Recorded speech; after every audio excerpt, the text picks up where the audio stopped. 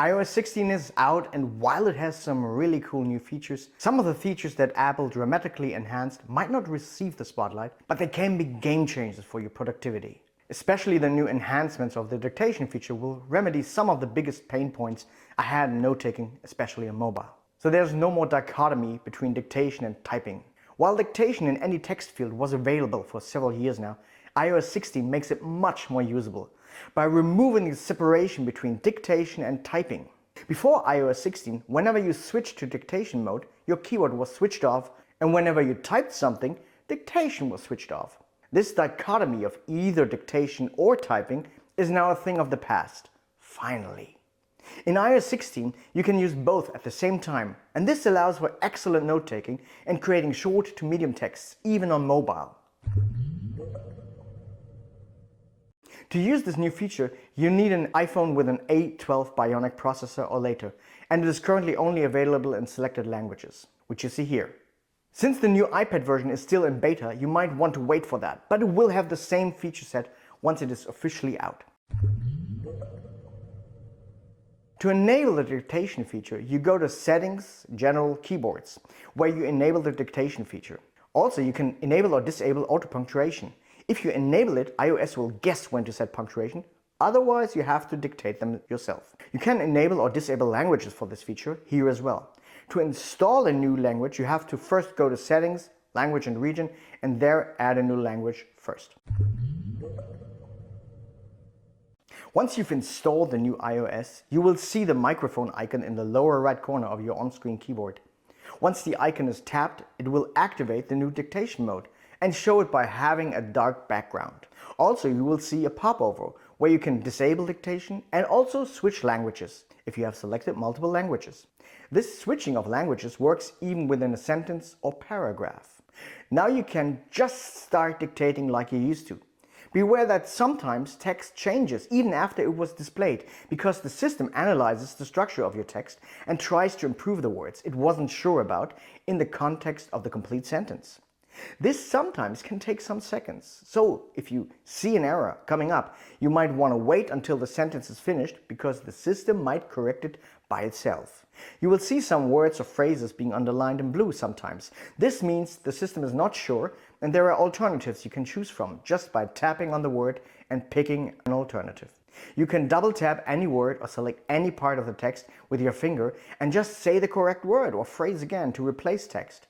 And with iOS 16, you can also type the correct word or phrase. You can really mix dictation and typing at the same time. Also, you can move the cursor by tapping on any word, which inserts the cursor just before or after the word. If you hit the left side of the word, the cursor will be placed before or after it if you hit the right side of the word. Then you can either insert text by dictating or typing. It is this elegant mix of using dictation and typing at the same time which makes correcting notes now so effortlessly. Of course, you should make sure that the surrounding is quiet and you feel comfortable to dictate.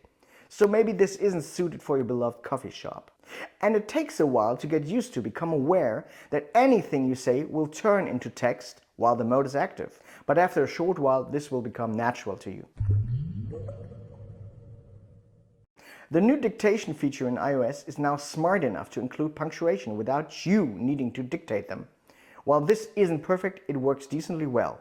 However, you should be aware that you can still include punctuation, saying control words like comma, period, colon, etc. And control commands like new line or new paragraph. I will put a link to a list of the most used commands in the description below. While this is for the Mac version, most of them work also on iOS. The only problem I had with the new versions, iOS 16 and also on Mac Ventura Beta, is with using the capitalization commands, which seem to not work correctly most of the time.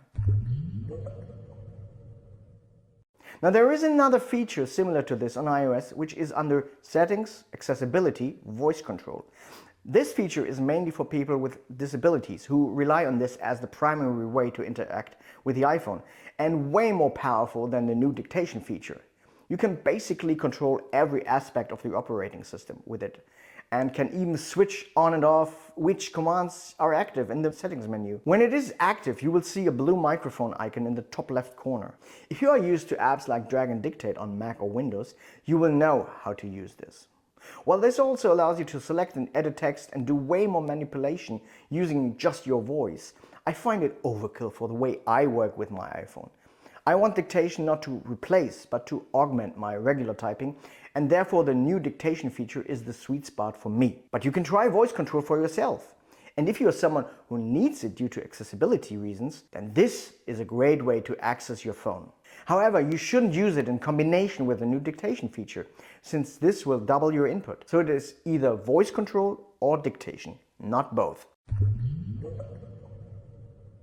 Now let's talk about some ways you can use this new feature. I use it very often when quickly replying to someone via iMessage or even creating short to medium emails. Once you have the basic control phrases for line breaks and punctuation down, creating a mail with several passages is often just some seconds away from completion. It is also great for taking notes on articles or ebooks. Although I also use this on the iPhone, especially when reading paper books, the real killer application of this is on my iPad, which is currently in beta. I have my web article or Kindle book on one side and my Apple Notes app on the other side, but you can use any other notes app. And then I can read and take notes via dictation at the same time. I do prefer this to just copy and paste, because research has shown time and time again that simply copy and pasting text does nothing for your understanding, while rephrasing the content in your own words is one of the best ways to get a real understanding of your reading. Therefore, you shouldn't just only copy and paste or even dictate the text as it is written, but you should read it, try to understand it, and then rephrase it in your own words. And for this, dictation is awesome, because speaking is often way more direct than typing. So, that's it for now. I hope you find lots of cool ways where dictation can enhance your iPhone experience. Now, if you like this video and would like to get more cool tips and tricks, then please hit the like and subscribe buttons below. And if you want to become an iOS productivity ninja, you need to learn how to connect your email to other apps like Apple Notes or others. Well, I have you covered with the next video you want to check out up here. So see you next time. Bye.